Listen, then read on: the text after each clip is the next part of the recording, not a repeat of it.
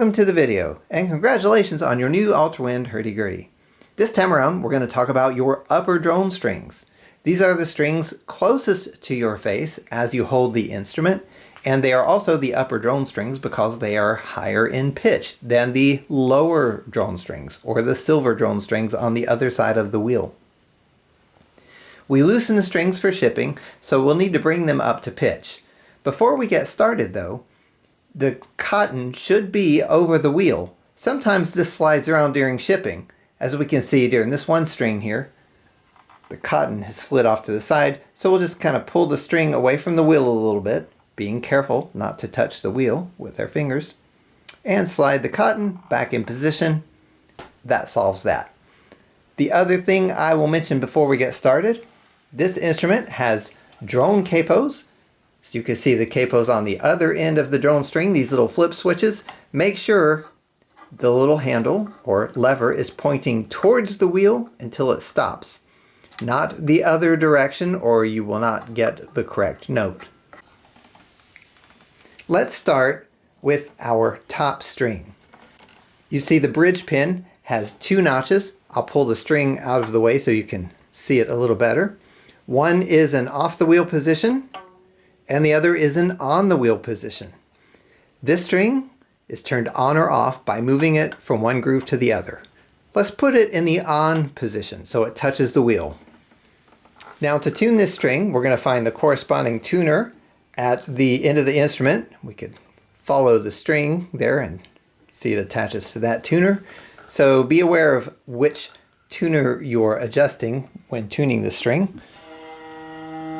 This should be tuned to G3. We loosen the strings for shipping, so as you can see it's quite away from that, all the way down to E flat. So we're going to raise the pitch till we get a G.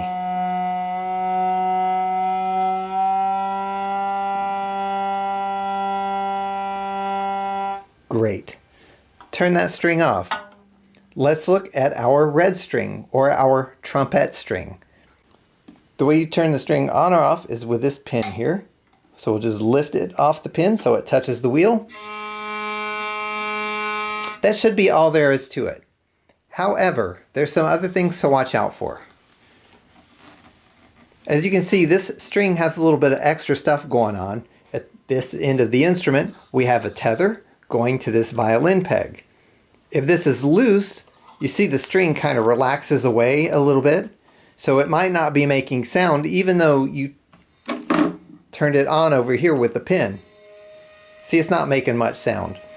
If that's the case, turn the violin peg to pull on this string, the little tether here to pull on the actual string until it touches the wheel. If you tighten it too much, you might find that it rattles or buzzes. That is nothing to be alarmed about. That is part of the adjustability of this instrument, will be covered in a different video. But for now, tighten it just enough where you get a good clean sound without the rattling. So I'll loosen it back out. There we go. You will also notice this string is setting on a bridge that is actually not attached. This is the floating bridge, or the dog. See, it slides in its little pocket there. It's got a groove in the top that is the string rest.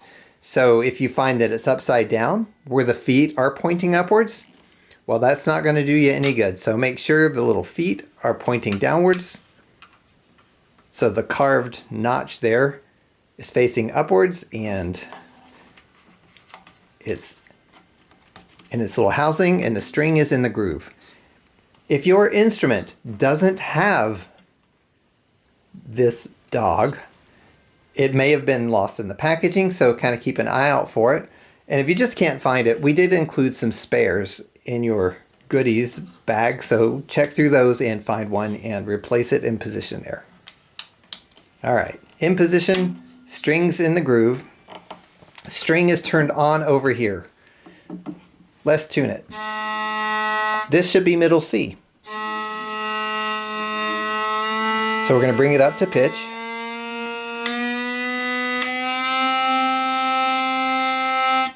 There we go. If we look at this instrument, we can see it looks just a little different. We have 2 red strings for one thing. This instrument has 2 trompettes. On our models, we denote this with 2 red strings instead of 1 red string. If you look at the end of the instrument here, it's kind of a double-decker dog setup there. They're tuned the same way, but the way you get them turned on or off is just a little different. We have these pins to lift the strings over on or off the wheel there.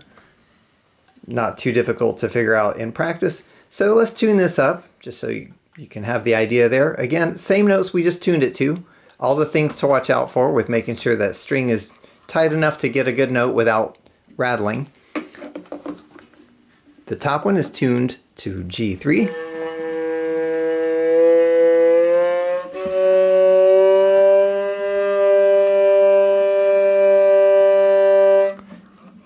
Now we'll lift that over the pin to turn it off, and the bottom one, we'll let it touch the wheel. Tuned to C4 or middle C.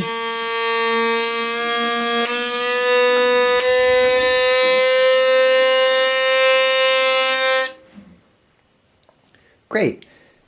Now if you're tuning and you're finding you're getting a weird rattling sound, maybe something like this.